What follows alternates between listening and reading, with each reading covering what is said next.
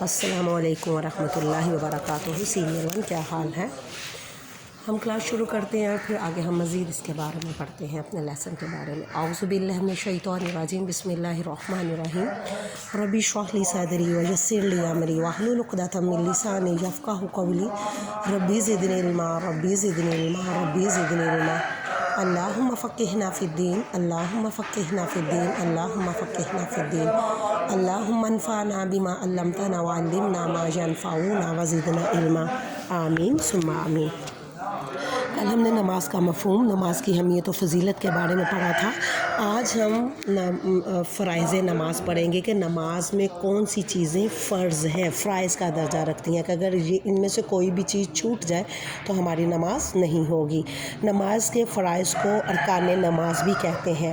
نماز کی ادائیگی کے لیے جسم، لباس اور جگہ کا پاک ہونا، نماز کا وقت ہونا، ستر چھپانا، باوضو ہونا اور قبلہ رخ ہونا ضروری ہے۔ یہ نماز کی بنیادی شرائط ہے۔ اب نماز کے فرائض درجہ ذیل ہیں۔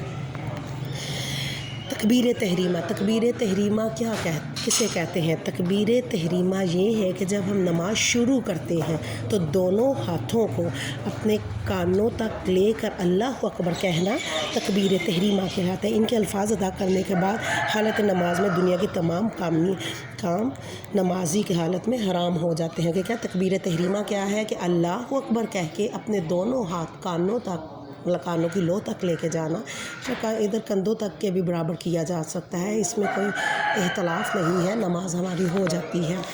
اور اس کو تکبیر تحریمہ کہتے ہیں۔ اللہ اکبر جو کہہ کے ہم کانوں تک ہاتھ لے کے جاتے ہیں اور اسے کندھوں کے برابر بھی لے کے جا سکتے ہیں، تکبیر تحریمہ کہتے ہیں۔ اور اس کے بعد ہمارے تمام کام حرام ہو جاتے ہیں۔ آگے ہے قیام و قرات۔ قیام کیا ہے؟ اللہ اکبر کہنے کے بعد قیام سے مراد نمازی کا اتنی دیر سیدھا کھڑے ہونا کہ جس میں قرآن مجید کی قرات ہو سکے، جو فرض ہے۔ نماز میں سورۃ فاتحہ کے ساتھ کم سے کم 3 آیات یا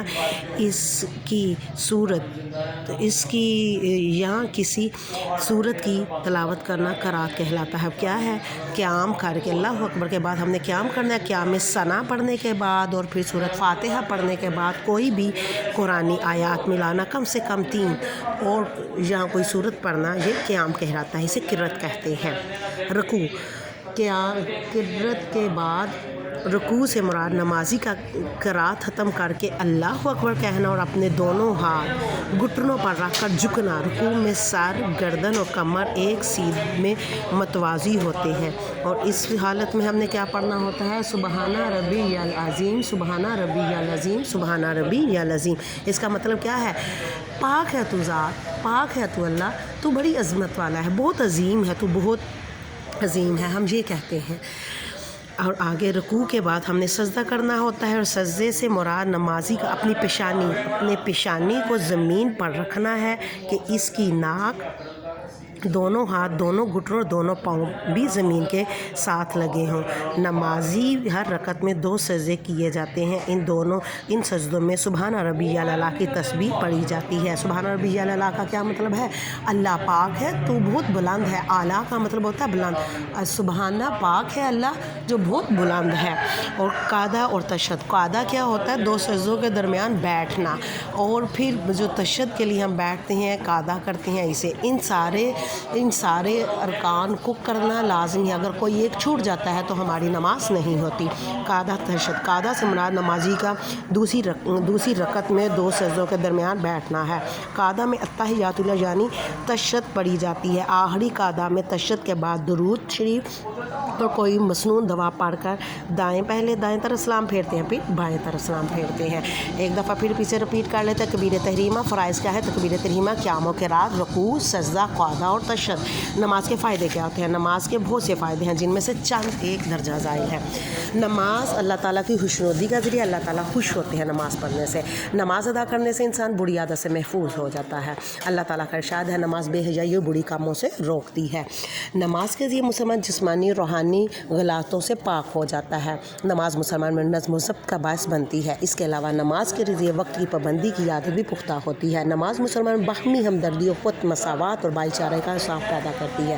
نماز کی ادائیگی سے رزق میں اضافہ ہوتا ہے، آخرت میں جنت میں داخلے کی ذریعہ بھی نماز ہے۔ باجماعت نماز ادا کرنے سے آپس میں اتفاق و اتحاد پیدا ہوتا ہے۔ نماز ادا کرنے سے سکون میں میسر آتا ہے، قلب دل کو سکون ملتا ہے۔ سب سے پہلے اللہ تعالیٰ خوش ہوتے ہیں، بری عادتوں سے بندہ محفوظ ہو جاتا ہے۔ نماز بے حیائی بری باتوں سے روکتی ہیں، ہماری جسمانی غلاظتیں دور ہوتی ہیں کیونکہ ہم اپنے آپ کو پاک صاف رکھیں گے۔